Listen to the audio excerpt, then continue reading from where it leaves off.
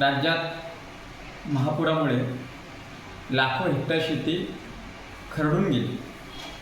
शेतकऱ्यांच्या हाती काहीच वाचलं नाही। गेले काही दिवस शेतकऱ्यांना कर्जमाफी मिळाली पाहिजे, शेतकऱ्यांना भरीव मदत मिळाली पाहिजे, यासाठी ठिकठिकाणी छोट्या छोट्या कार्यकर्त्यांनी तर मोठ्या मोठ्या राजकीय नेत्यांनी सुद्धा उपोषण केले, आंदोलनं केली।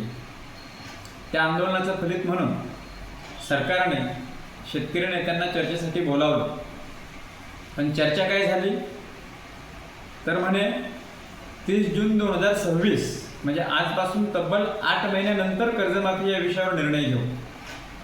किती हा तुमच्या हरवलेल्या संवेदना, तुमच्यातील जराही माणुसकी जिवंत असेल, माणुसकी नावाचा लवलेश थोडाही तुमच्या मनामध्ये असेल, माणूस म्हणून जगण्याचं कर्तव्य तुम्हाला पार पाडायचं असेल तर ही आश्वासनं आम्हाला नको आहे। कारण शेतकरी आधीच विविध समस्यांनी त्रस्त असतो। यावेळेस हजारो लाखो हेक्टरची जमीन मुळापासून खरडून गेली, त्याच्यापुढे जगावं कसं हा प्रश्न होता। लाखो लोक आणि तुम्ही दिवाळीचा आनंद उपभोगत असताना त्या बिचाऱ्यांच्या घरात चुली पेटलेल्या नव्हत्या, त्यांना साध्या पणत्यांमध्ये लावायला तेलही नव्हतं। एवढं सगळं असं सुरू असताना तुम्ही म्हणता की 6 महिन्यानंतर अजून म्हणजे 30 जून 2026 मध्ये आम्ही त्यांना कर्जमाफी करू। म्हणजे असं झालं, रोग मला आज झालाय तर जेव्हा आपल्याला रोग होतो तेव्हाच त्या रोगाचा उपाय केला पाहिजे, अन्यथा जर त्याला अधिक काळ गेला तर त्याचा नासूर बनतं, आणि नासूर बनला तर त्याचा पाय कापावा लागतो किंवा त्याचा समूळ तसा नष्ट होत नाही। म्हणून सरकारला शेतकऱ्यांना नासूर बनवायचं आहे का?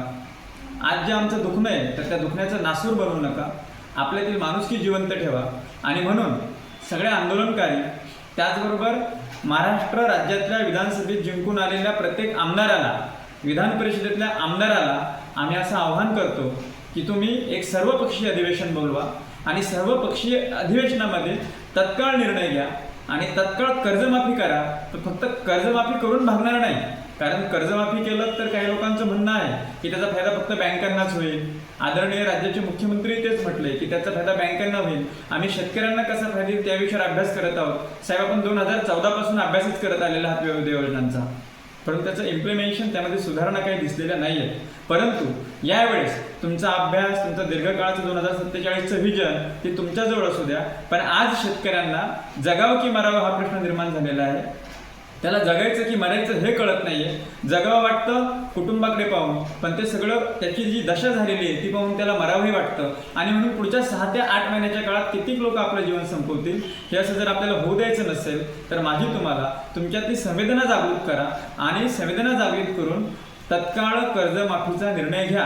त्याचबरोबर ज्या शेतकऱ्यांना मुळापासून त्यांच्या जमिनी खरडून गेल्यात त्यांना उभं राहण्यासाठी, त्यांना आधार देण्यासाठी तुम्ही मदत करा, पण मदत नाही म्हणणार, ते शासनाचं, प्रत्येक शासनाचं एक नैतिक कर्तव्य असतं।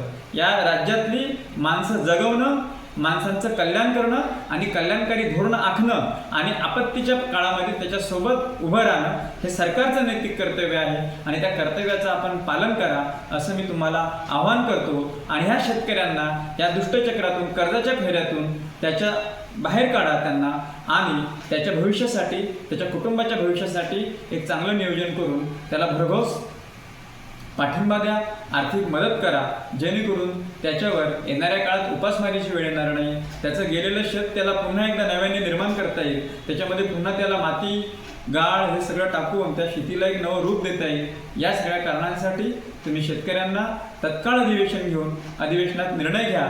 तुमच्या रिझर्व्ह बँक ऑफ इंडियाचे किंवा बँकिंग प्रणालीचे नियम वगैरे काही सांगू नका, कारण असं म्हणतात गाव करी ते राव न करी, आणि त्या राज्यामध्ये राव हा सरकार असतं आणि सरकारने जर ठरवलं तर 100% ह्या गोष्टी होऊ शकतात। कारण शेवटी सरकारी पातळीवर झालेले निर्णय हे प्रशासकीय यंत्रणा व बाकीच्या यंत्रणांना ऑपरेट करायचे असतात, त्याची अंमलबजावणी करायची असते। आणि म्हणून आपण तत्काळ 2 दिवसीय अधिवेशन बोलावून कर्जमाफीचा निर्णय घ्या, शेतकऱ्यांना भरीव आर्थिक पॅकेज द्या, त्यांना आधार द्या आणि त्याची अंमलबजावणी करण्यासाठी प्रशासकीय यंत्रणांना सज्ज करा। लोकांच्या तोंडांना पाणी पुसणं, शेतकरी नेत्यांना आश्वासनं देणं हे बंद करा आणि खऱ्या अर्थाने शेतकऱ्याला आधार द्या असं आपणाला आवाहन करतो।